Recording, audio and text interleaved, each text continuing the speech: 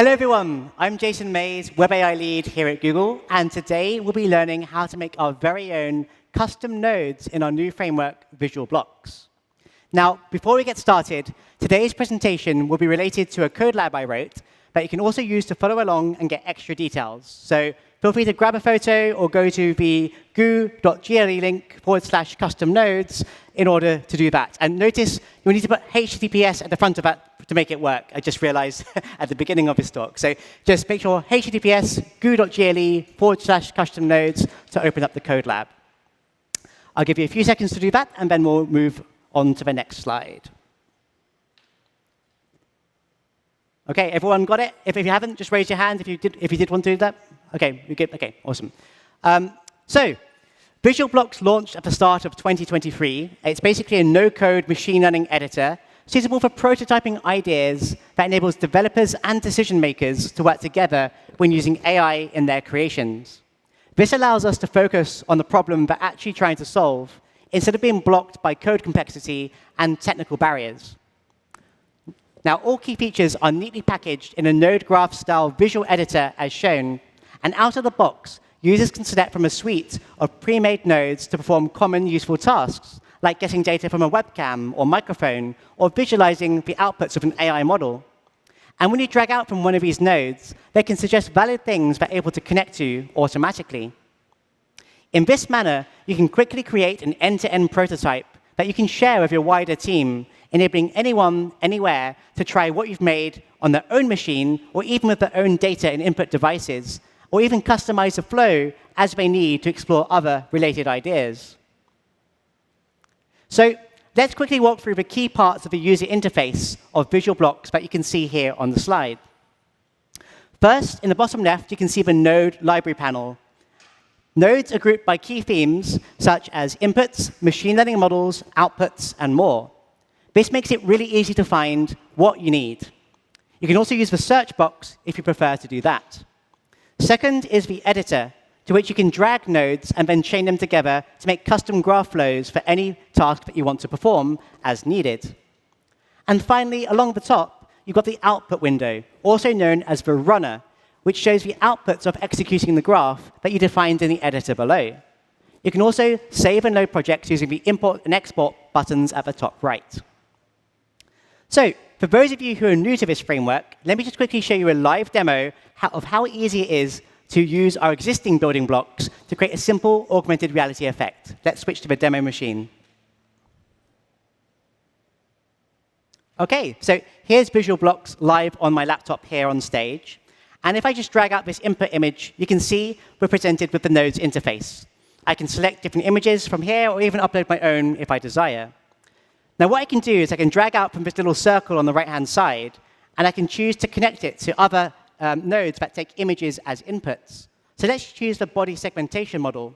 When I place this by clicking into the user interface, it's going to download a body segmentation model by MediaPipe and then run it locally on my machine. To visualize what's actually happened, I can drag out from the masked output and use the mask visualizer to see what that just did.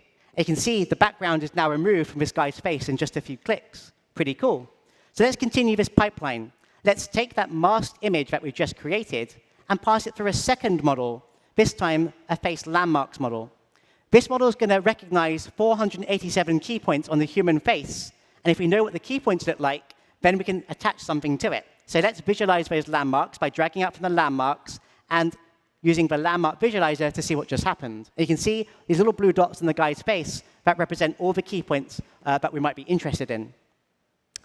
OK, pretty cool. So now that we know where those are, we want to attach some kind of sticker to one of those key points to track our face in real time. So let's drag out from the landmarks and use the AR sticker node to do just that. And notice this takes 3 inputs: face landmarks, a sticker image, and original image. And notice how it already knew that the landmarks and original image already exist in some form in the graph before, so it automatically connects those nodes to the inputs, which is pretty handy. For the third one, the sticker image, we're going to basically create a new node as an image input in order to specify that. And we can click on Manage. And from URL, we can select some image from the internet, maybe some transparent PNG. And over here, I've got some nice glasses that I can use for this demo. So let's pop that in here, sunglasses.png, very nice. And there they are appearing on the bottom right. So in this node's view, make sure the sunglasses are selected. And you can see now, if I scroll back up, they've appeared at the top left of the image, as you can see there. Now, let's set the offset to be 0, 0 to reset its position. And now you can see it's at the face top. So let's change the anchor position to be his eyes. And now we've got some sunglasses on this guy's eyes. Pretty cool, but not quite perfect. So what we can do is you can play around with the scale to make it a little bit larger, and maybe offset the Y direction to be a little bit further down. And now that's looking pretty perfect. OK, quite nice.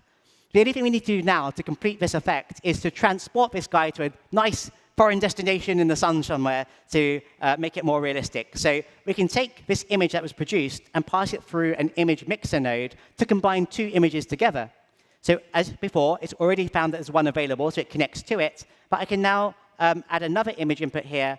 And here, I'm going to set this giraffe background to transport him to a safari. Now, right now, you can see here, this image mixer node has put the giraffe on top. So what we want to do is change the blending mode to be destination over to make sure he is on top of the image behind. And now the guy has been transported to another place. Now, this is really cool, but because this is web AI running on the browser, we can do all of this in real time. So I can go back to the beginning of my pipeline here, and I can click on delete to delete the original input image. And instead, I'm going to drag out a camera input and connect that back in as it was before. And now you can see me here live on stage talking to you, a bit washed out with the lighting, but you can see I'm now transported to this place in real time. So in a matter of clicks, we're able to make this augmented reality effect that might have taken a long time to code if you had to do all those building blocks yourself. So it becomes very powerful to build upon the success of others. OK, back to the slides, please. Thank you. All right, so now that you've seen visual blocks in action, let's talk about how others at Google have been using it for some more inspiration. Visual blocks has been used internally to help researchers, designers, PMs, and engineers to find new AI-powered use cases. Let's see a few examples from the Duet AI team. First, I want to share an example where the team was able to import a Google slide deck into visual blocks and ask for feedback from the Gemini API, Google's multimodal large language model. Here, you can see it in action. First, you enter the Google Docs slide URL that you want to analyze. And after it's loaded, you can see a preview. You can then ask Google Gemini to give suggestions on how to improve it. After a moment, it returns a response. And as you can see, it gives us a very detailed answer on what works and also what could be improved. Let's take a moment to read through it. The suggestions came up are pretty good, and it suggests that the title should be more specific, and maybe we could add a few more visual elements. OK, let's see how this application actually works. We use 6 nodes to accomplish this task. The larger green node on the left takes a URL and reads the slide thumbnail. It then passes to the yellow node on its right that converts it to an actual image. The larger red node further along is the Gemini API node that takes the image combined with a text prompt and passes the inputs to the Gemini API. In this case, the prompt is, explain this slide in great detail and give me suggestions on how to improve it. Finally, at the end, we can connect the output of a Gemini call to a Markdown viewer to view the result. Next is an example that allows you to create an assistant to summarize news of the day automatically. In this example, it starts with a query to the Google Search API to get the latest data for a given topic, like the news in California. You can then create a text prompt, such as provide a summary of the latest news from Google Search webpage below, and you can combine the response you get from the search in the yellow node with the prompt that you just wrote, and pass that as an input to Google's Palm large language model, which outputs a summary that is rendered in the Markdown viewer, as shown on the right. Next up, imagine you wanted to create a creative storybook experience, complete with imagery that accompanied it. Here, you could use the Google Gemini API to create a storybook. In this screen capture, Visual Blocks is on the left, and a chat app is on the right that's integrated with Visual Blocks. In the chat window, you could type a cute Westie wizard called Harry Woofer. And now we can see Visual Blocks and the Gemini API working together. By also adding an image generation tool, you can create styled images based on the prompt. And finally, you can render the image and story back into the chat app to show the imagery in context with the returned text. Now, you can also choose to change the style of a generated image to create whatever you like. And here, the script was changed to produce a photorealistic image instead. After the changes are applied and a short wait for the new generation to take place, you're then presented with a new version of the storybook. And clearly, you need to experiment with what prompts would work for you to see what desired effect works best. But later, you can even import the creation for further edits into a Google Doc for collaboration and do whatever you want. So really cool stuff. So as you've seen, visual blocks can be really powerful. But you might be wondering, how did the team make all those useful nodes that you just saw? Well, today, we're pleased to announce that we now support custom nodes. And that's what we're going to learn about today. Since launching Visual Blocks in 2023, I've spoken to many of you throughout the year, and time again, I saw requests for people wanting to run custom logic in these graph flows. But on that note, you also wanted to make use of custom nodes that could use our existing offerings, so you didn't have to start from a blank canvas, especially for common reusable components like accessing sensors like the webcam, or common output visualizations for vision or text models. So, hello, custom nodes. Built-in nodes might not always be a perfect match for all use cases, but this is where custom nodes can shine.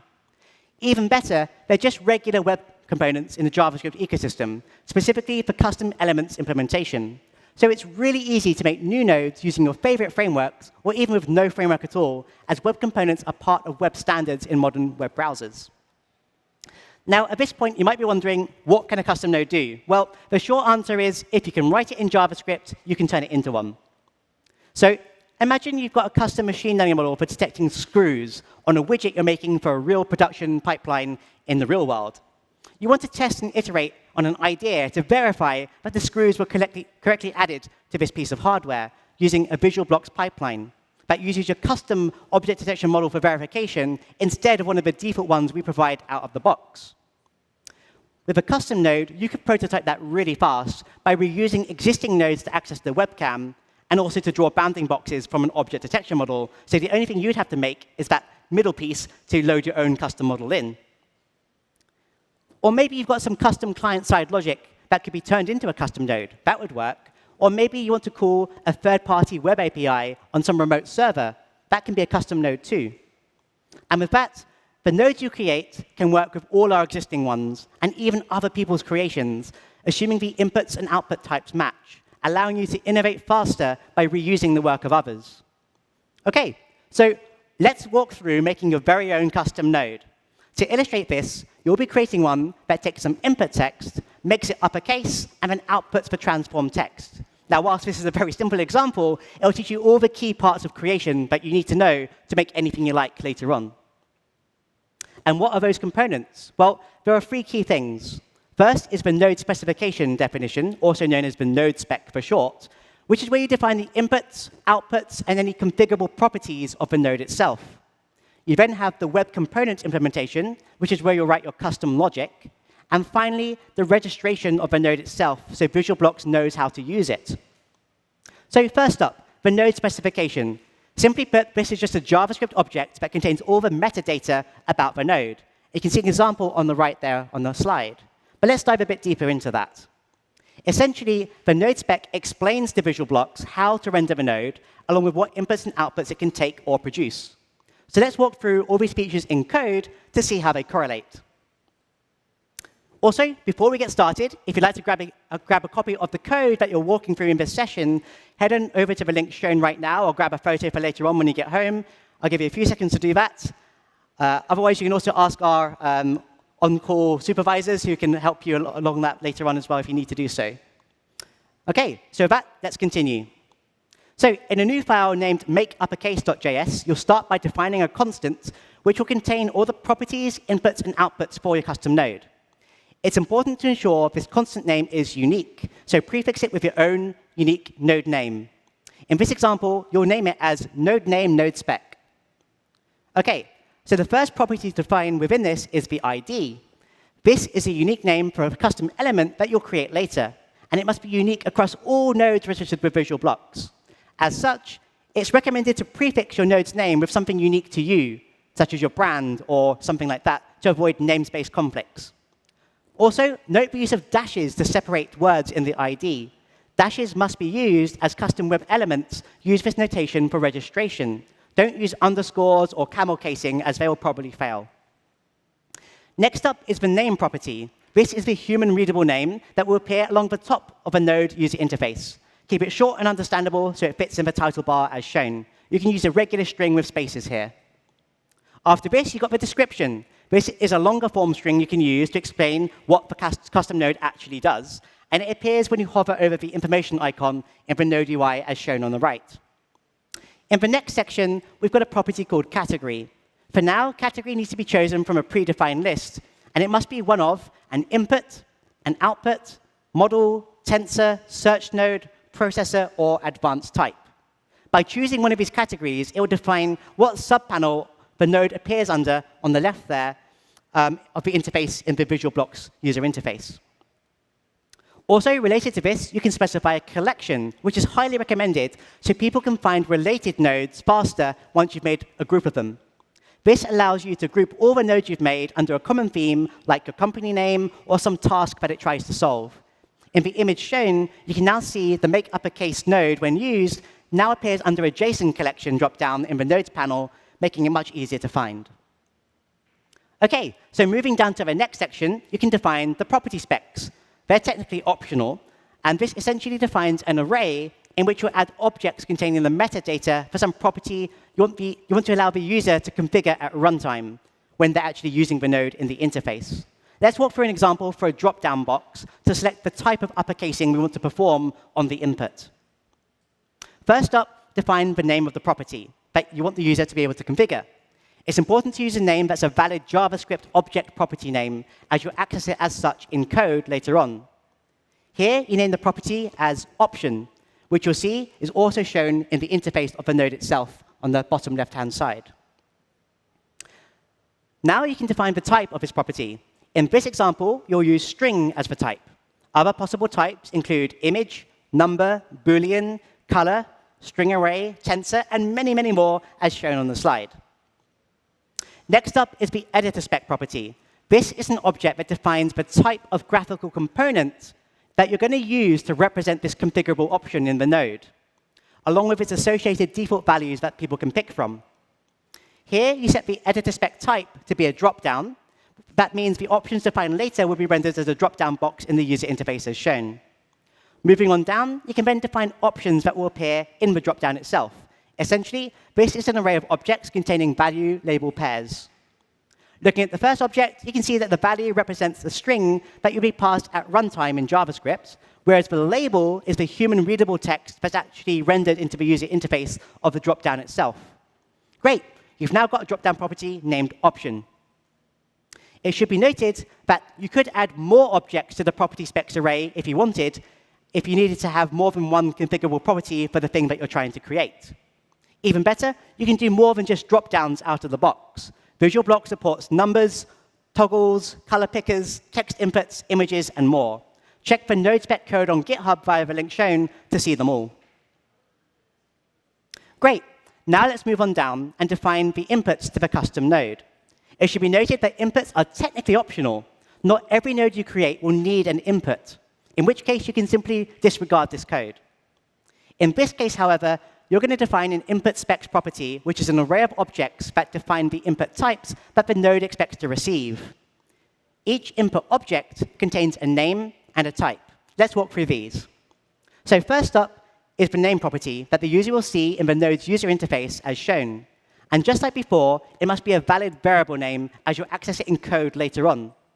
In this case, you call the input text. Remember to keep your input names descriptive and try to use existing conventions from other nodes so it makes more sense to users. For example, if another node outputs something called text and you expect that node to work with yours, it makes sense to name your input text also so you can see a text-to-text connection when people use them. Next, you can define the type. The type value in this case is represented as a piece of text with the value of string. However, it should be noted this could be anything. So allowing you to define custom types, which could be anything you like.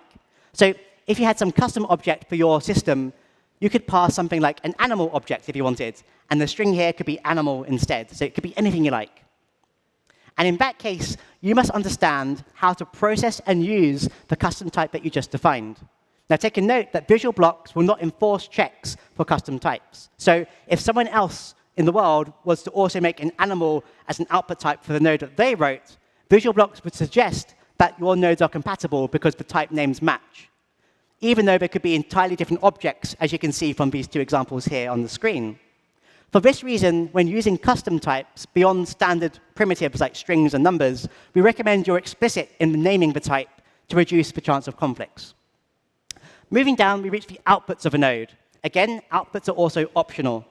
Here you define an output specs property that, in a similar fashion as before, is an array of objects containing name type pairs. Remember to make the name meaningful and short, as you'll use it in code later on, which will help keep your code understandable and concise. Here, you name the output as result. And below that, you define the type, which in this case is also a string. I also want to call out at this point that custom inputs and outputs, by convention, should be serializable to a string, although this is not enforced by Visual Blocks currently. However, future design decisions might assume this. So for more advanced objects that are not easy to serialize, like a HTML5 canvas or something like this, you can use a special services object to pass these objects around at runtime. And you can check the link shown to see exactly how to do that if you need to do so. In that case, the receiving node would receive an ID that you would use to request that object at runtime to get the actual JavaScript object to then use in your code as you desire. For now, though, this is not needed for our simple text-based use case. Great. So the node spec is now defined and finished. We can move on to writing the custom element. And this is where you're going to write the custom logic to do whatever you like. This code goes directly underneath the node spec that we just wrote on the previous slides. So let's walk through it. First, you're going to define a new class with a name that relates to the node name that you're just making. Here, we define the class name as make_uppercase. This extends an HTML element as you're creating a brand new element that Visual Blocks will actually then use. Next, you define a constructor. For now, just call super to ensure everything is set up correctly in the HTML element class as this node extends that. You can now define a runWithInputs function that Visual Blocks will call at runtime. Visual Blocks expects all custom nodes to contain this special function. This is where you'll write your custom logic to do whatever you want with the inputs passed. Naturally, you could also define other functions too, if needed, to help implement the logic that you're trying to perform. However, Visual Blocks itself will only call the runWithInputs function as the starting point. OK, so at runtime, Visual Blocks will pass this function an inputs object that contains all the input data that's been passed to the node, along with the user-chosen properties from the graphical interface you also defined on the previous slides. You then need to destructure this object to get these values. Here, you can use the JavaScript destructuring syntax to extract the text and option variables that are contained in the inputs object. Note that in your node spec earlier on, you defined two input properties with exactly these names, text and option. And this is why you can use this shorthand trick to extract the variables with the same names for the object that's passed here. OK, now you've got access to the text from some connected node and the option currently selected from the drop-down menu. You can now write some custom logic to uppercase either the first letter or the whole input string, depending on what the value of the drop-down was. Remember, you could write any custom logic you wanted here. For more advanced nodes, maybe you'd call an API. Or maybe you could do some more complex calculations on these inputs, whatever it might be. So imagine in your minds, this could be whatever you're interested in. Now, once you've got a result to pass on, it's time to dispatch an output event that you want your node to send on to any child nodes that are connected to it. To do that, you can call this.dispatch event, to which you pass a new custom event of type outputs, whose value is an object that contains a property name detail, which itself contains an object named result. Note that result was the name of the output defined in the node spec earlier on, and this result value can be set to the uppercase string that you just produced on the previous line of code. So that's how you output that to the child nodes, essentially.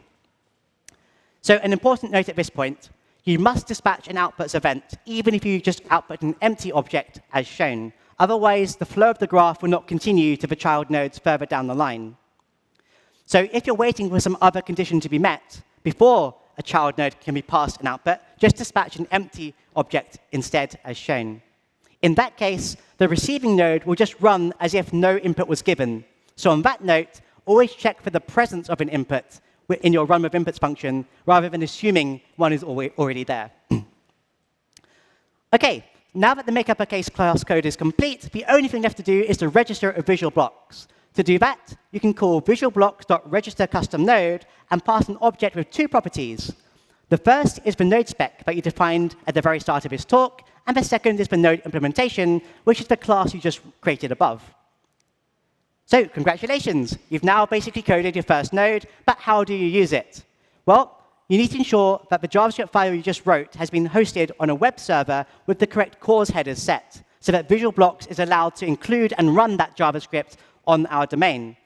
You can find more details on cause and how to set this up in the Get Setup section of the Code Lab, and an example for Google Cloud Storage is shown on this slide.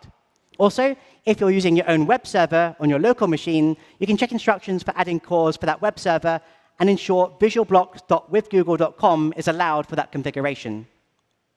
So, assuming you've got your JavaScript file hosted, it's actually time to use it. I've hosted the file for you for today's session for convenience, with all the cause headers set correctly, so you can try it out in this workshop. So if you go to this URL in your web browser right now and copy the resulting URL that translates to, and again, remember to put HTTPS at the beginning, otherwise it won't work, then let me know when you've done that. So I'll give you a few seconds to do that. So open up in one tab on your laptops, thumbs up. OK, jolly good. And if you forget this, ask our demonstrators around the room who can help you with that if you don't see it in time. OK, next, in another tab, open the Visual Blocks editor. You can do that by going to goo.gle/Visual Blocks editor, as shown. And note that these URLs are case sensitive, so make sure you get those right. And again, I'll give you just a few seconds to open that up on your tabs. So you should have two tabs open side by side at this point, one with the code and one with the Visual Blocks editor. OK. Once loaded, just click the black circular plus icon at the bottom left of the Visual Blocks editor, and then paste in the URL of the node's JavaScript file that we've got stored on cloud storage, or your own web server if you're doing that. You can add multiple nodes, line by line, if you actually have multiple ones to import. Upon clicking the Submit button, if all went well, you should see a green checkbox appear as shown. Now, remember, in this tutorial, you define the make uppercase node to be part of a collection in the node spec. As such, you'll see a collection drop down in the user interface as shown. And when you click on that to find your collection name, you can then drag out your custom node just like you would do any other in Visual Blocks. And with that, you can now connect your node to all the other nodes in Visual Blocks that take strings as inputs or produce strings as outputs. Here, I can use a regular text input from the default collection as the input, and then visualize the output using the logger node from the advanced panel, also in the default collection.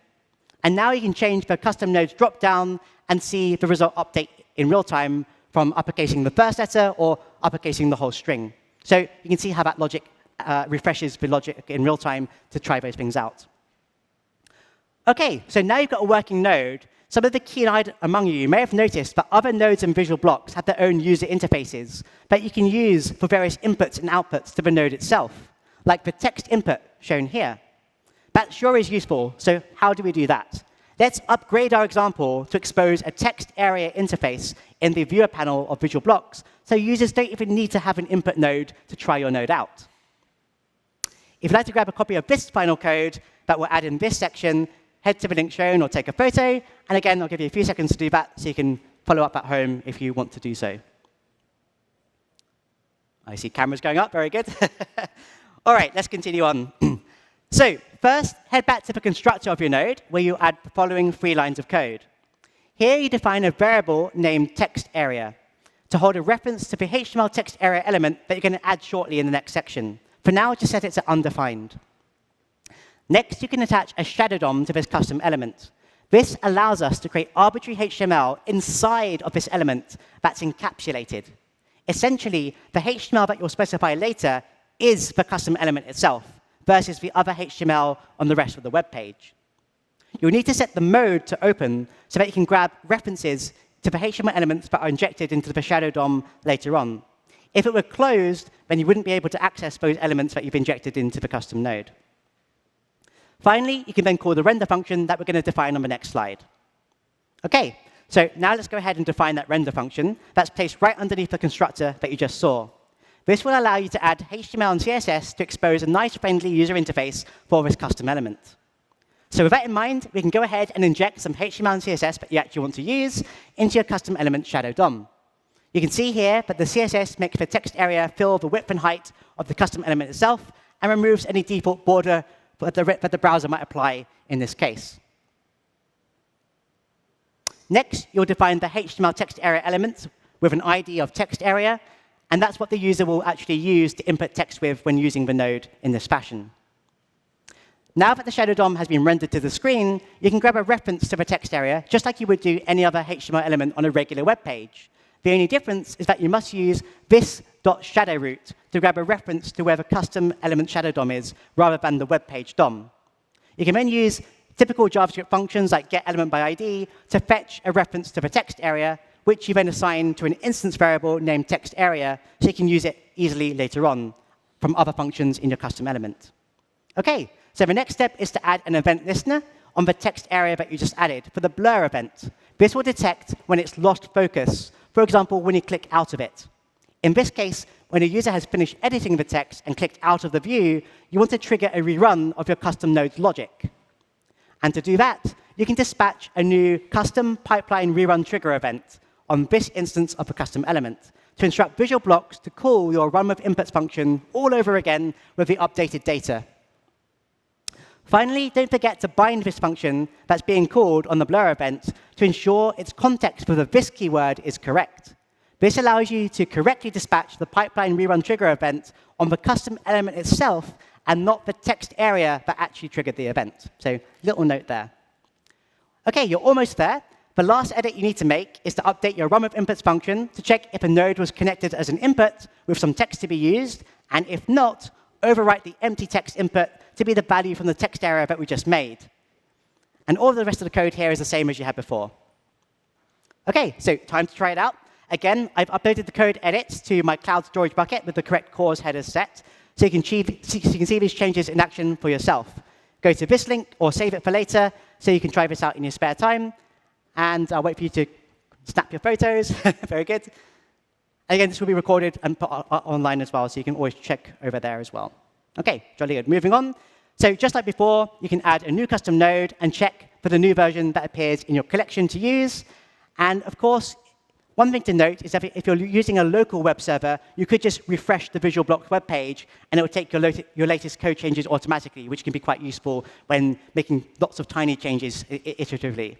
Now, with this new version of the node, you can now type in the custom user interface you've created without needing to connect any input nodes to it, as shown, making for a much nicer user experience. With this new design, users of your node can still choose to connect their own inputs if they desire, which gives the user a choice as to how they use your node. We recommend providing users with choice here, as not everyone will want to use your graphical user interface, especially if they need to do some pre-processing to the text before they send it into your node as an input. And last but not least, I want to shout out that if you really wanted to, you can always have multiple inputs as well. To do that, you can set the property multiple to true in the input specs. And you can see here, you can now have many strings being passed as an input instead. In that case, you would need to update your run with inputs function to cycle through an array of strings instead of a single string. But other than that, it would work pretty much the same. You can find a completed example of this kind of code running at the link shown at the top there. Awesome. So in today's talk, you've seen the power of Visual Blocks, along with how to make your very own nodes to work with any ecosystem, including yours. While some custom nodes you might want to keep private, we hope that the wider community will contribute reusable ones for everyone to use. For example, to common third-party APIs, or maybe some useful custom logic for inputs, processing, or output visualizations that everyone can use in some shape or form. And we look forward to seeing the community grow. In fact, third-party companies are already contributing to the Visual Blocks ecosystem. You can head over to this link to try new nodes by Hugging Face, who've created a whole bunch of new nodes for Visual Blocks for you to try today. From 3D depth estimation and segmentation to text tokenization and translation, you can now access thousands of models from the Hugging Face community right inside Visual Blocks to play with for many supported tasks. And with that, we'd love to see what you make. So if you make a custom node or a custom graph flow or whatever it is, and you want a chance to be featured at our future talks, please tag your demo with #VisualBlocks on social media so we can find you and help promote your work as well. And with that, thank you for watching.